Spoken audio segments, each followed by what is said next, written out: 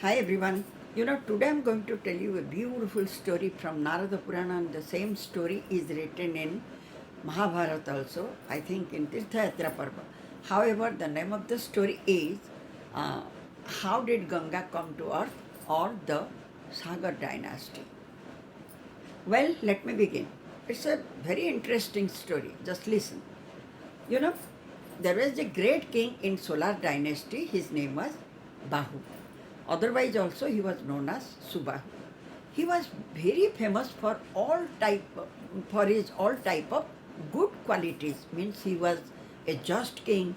He was very virtuous and kind-hearted, compassionate, and also he was looking after his subjects nicely. Now, every time he was performing the yajnas, he paid his respect to the munis, rishis. On the whole, he was taking care of everyone. He was a very good king. Now, there is a proverb that Vinasa Kale Viparita Buddhi, and it was his misfortune. When the misfortune, bad luck comes, it comes with all his friends. And the same thing happened for this king, Bahu. Suddenly one day his heart was filled with pride that I am the one who did so many yajnas, I am the one who gave so many gifts to the people, and I am the one who took care of all my subjects. I am the best king. Like this, he went on thinking. As this type of all the filthy thoughts covered his mind, that time he had already become arrogant, and he started the torture among the people. He started doing bad things. Now, his enemies, first he had no enemies, but suddenly, looking at this attitude, his enemies like Hyas and other clans, they fought with him, and ultimately Bahu was defeated by them, and he went to the forest with his two wives. You know, he had two wives. One was I forgot the name. Anyway, the younger wife was pregnant, and uh, the elder one, she was not pregnant. So this elder wife of Bahu, she felt uh, very bad about the younger one, because the younger one was pregnant, and that means she will get one child, but she will be deprived of it. And by that time, they stayed in that jungle, in that forest for a long time. And in due course of time, Bahu got sickness, and he became also old, and ultimately they came to the hermitage of uh, Aurva Rishi. There, Bahu who died out of sickness only, old age and sickness. As he was dead, that time his younger wife, she thought that, okay, let me go with my husband, and what is the point to live without him, that too in such a bad condition. When she was thinking like this, that time, Orve Rishi, he could come to know that was his hermitage, in the vicinity of his hermitage only. So he could come to know that this younger one is pregnant. She just kept everything ready, and she was about to jump into the fire with her husband. That time, Orva Rishi came and told her, "Ki, oh chaste lady, you are already pregnant, and you should not kill yourself, because you are bearing the your future generation. So don't kill yourself." But you know what? Before that, the elder wife of this Bahu, she was so jealous of the younger one, she gave poison, thinking that her child will die on her home. That is why she gave poison in her food. Somehow, since this younger wife of Bahu. She was doing every work in that Rishi's ashrama. Means she was cleaning, she was keeping ready everything for the Rishi, and this she was doing. With her some, by her some good work, all the sin means whatever poison she had taken was digested because of her good works. God only helped her.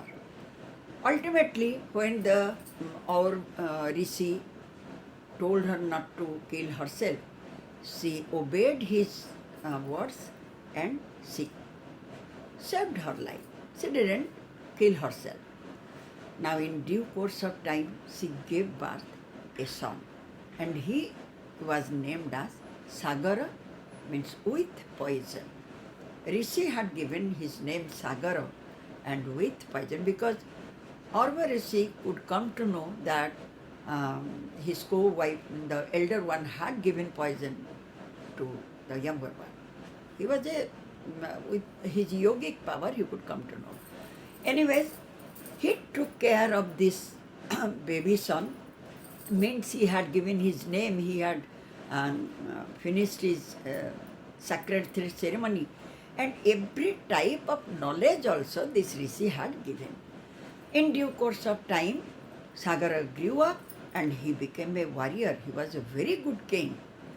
And one day Sagara joined his hands and asked his mother, "Oh mother, just tell me who is my father and why we are in this hermitage of this great Rishi."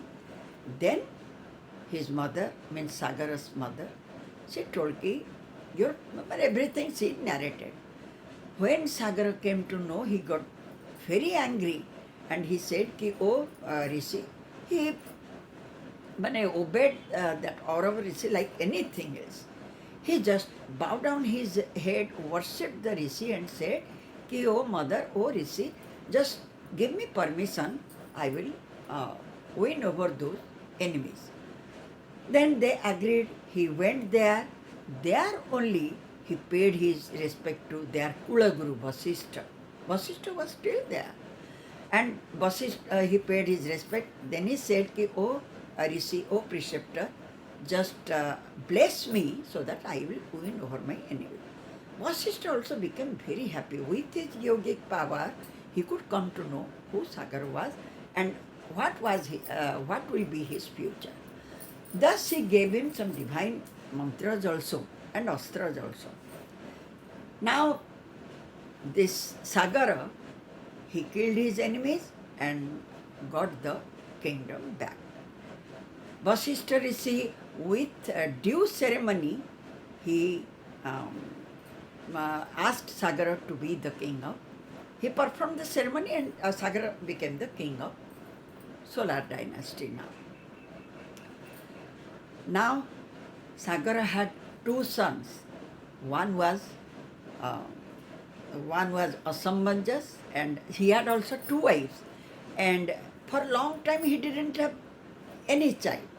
Now, after hard penances, he was blessed that one wife will give birth to one child, and the other wife will give birth to 60,000 children. Now the Sumati and the other one is some other name. However, whose name was Sumati, she asked for one son and the other one took the boon of 60,000 sons. Now they both, in due course of time, they gave birth to their children.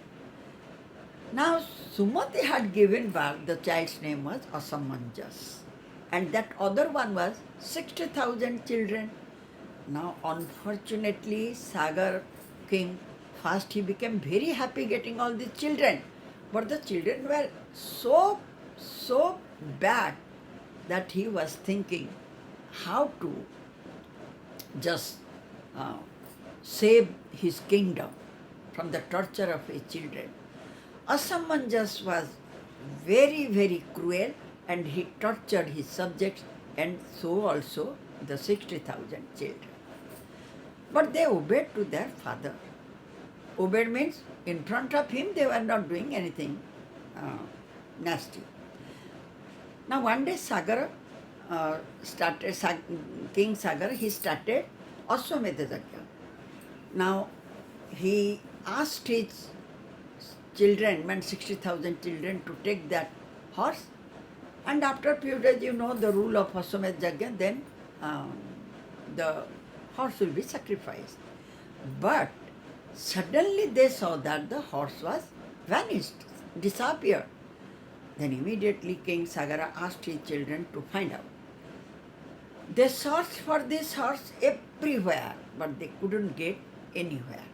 Ultimately, they dug the earth, and in Patal they saw that all these 60,000 children, they saw that the horse was, there was a rishi who was in deep meditation.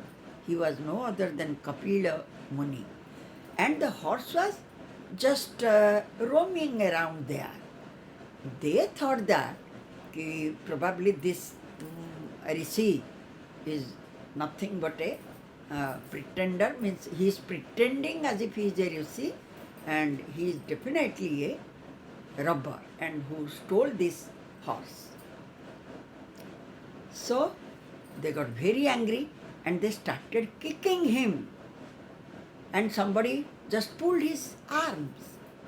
But he was in deep meditation. So when they kicked and they pulled his arms, at last Kapila Muni became furious and he opened his eyes. The moment he opened his eyes, fire, burning fire, means that is so terrible. Fire came out from his eyes and it fell upon all the 60,000 children of King Sagara, and they were burnt into ashes. When this news was given to the king by a celestial person, and instead of feeling sorry, Sagar was very happy. He said, good. They deserve to die because they were torturing the people. Anyways, but after all, Asamanjas was also dead by that time. And then Asamanjas had a son whose name was Ansuman. Now King Sagara asked Ansuman, he loved Ansuman very much. He coronated Ansuman as the king, and he asked, oh Ansuman, before going to heaven, he coronated Ansuman as the king. Now he asked Ansuman, Ansuman, go and find out the horse. Then Ansuman went, but Ansuman went to Patal and he saw the horse with this Kapila Muni. Then, as he was extremely good, he bowed down his head, he paid respect to Kapila Muni, and very humbly, with humility, he said, O Rishi, my uncles, I know what they did, and because of their behavior only, they were burnt into ashes. So, O Rishi, bless me and save my uncles. You are a great Rishi, and with your forgiveness nature, please forgive them, save them, give them salvation. As he said again and again, means requested, Rishi told him, oh Ansuman, I am pleased with your prayer. Now you bring your grandchild will bring Ganga to earth, then only all these 60,000 uncles will be saved. They will get their moksha. Thus Ansuman, but for the time being, you take your horse and ask your grandfather to complete the yajna. Now Ansuman took that horse and came back to King Sagara and told everything. After that, King Sagara, he completed the yajna, and with all his good merits, he went to heaven. And by that, before going, he coronated Ansuman as the king. Now, in due course of time, Ansuman was blessed with a son whose name was Dilip, and his son was Bhagiratha. You know, Bhagiratha was a very noble person. He was also virtuous, kind-hearted, charitable person, and follower of Dharma. Now, he prayed to Lord Shiva. First, he prayed to Mother Ganga. And when Ganga was pleased with his prayer, she told him, "Oh Bhagiratha,